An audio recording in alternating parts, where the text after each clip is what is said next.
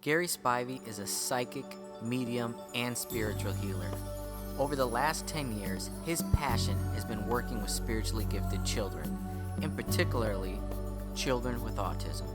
Gary has a much different opinion on autism and other disorders in children than the medical community today. Children with autism have a hard time communicating and many times don't talk at all. Gary has found that he is able to communicate with their higher consciousness and get them to connect with their physical consciousness. His results are mind-blowing. Here's two mothers' experiences with working with Gary. As we understand more about our kids, I believe we'll understand the whole universe. Could it be that today's kids are divinely created different? Could they have special gifts and talents that need to be explored? What's really going on inside their little heads? Is there a more deeper spiritual reason for their odd behavior? Just really, how accurate is the modern-day medical diagnosis of these kids with so-called disorders? Are we letting them down by not understanding them better? Could it be we have a hard time understanding them because we're not built like they are? What if their so-called disorders are not disorders at all? Could it be that they're a part of a bigger spiritual picture that's perfect in design in every way? And wouldn't this be impossible to understand if you weren't as spiritually gifted as they are?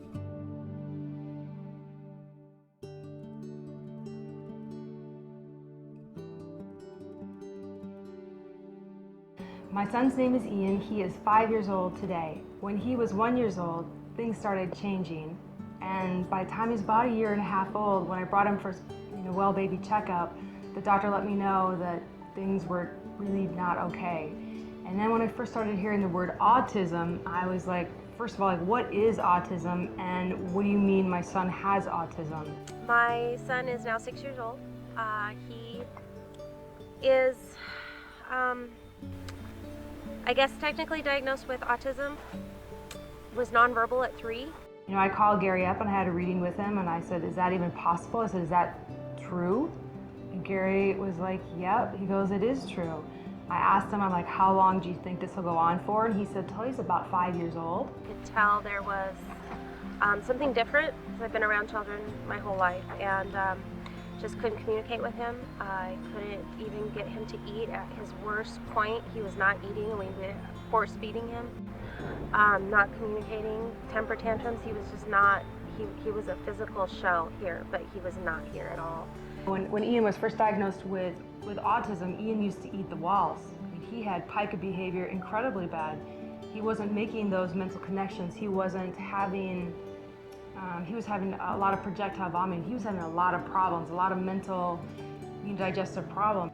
And John took to Ian being autistic the way I suppose a lot of dads take to it. Not well. He was like, how is it possible that I am a neurosurgeon and my child has a mental defect and I can't do anything to help him at all?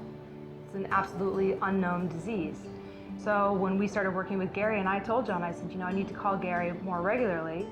And John was like, whatever. He goes, whatever it costs. He said, do it.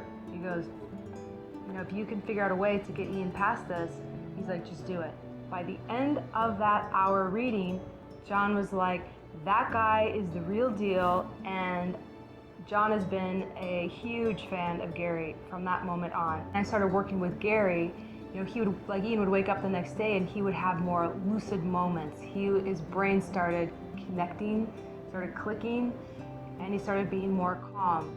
I started calling more regularly and having Gary work with Ian's higher selves, Ian's energy, and every time I got done talking with Gary, Ian always did better the next day. He was I think 28 pounds and 3 years old, and he was dying, literally, he was dying. And Gary fixed him up and got him connected. I'll never forget that reading because he started eating that day. Since then, he is now, we've gone to a retreat. I've gone to an all-day seminar. And we're up here now in California, and he is a completely different child.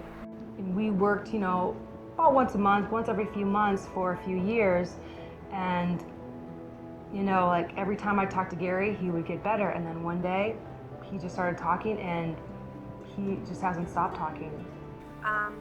And now he's 6. I'm not hungry. You're not hungry? Okay, I'll take that for you. Thank you. As you can see, now he's very verbal and able to communicate. I'm Antonio, and I'm 6, and I live in Earth. He is very social and very happy and very loving and able to communicate. And I contribute about 70% of that to Gary, if not 80%.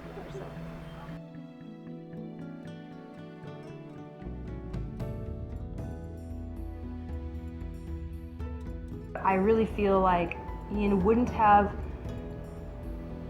be as good today if he hadn't have had Gary in his life, like working him through and getting him out of autism.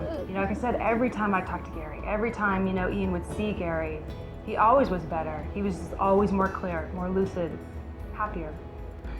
Ian absolutely adores Gary. All I have to do is say Gary's name and he's like, Gary? I love Gary. How are you? You good? My son Ian, who was diagnosed with autism, was moderately to severely impaired. His IQ was 50, which is heavily retarded on the IQ scale.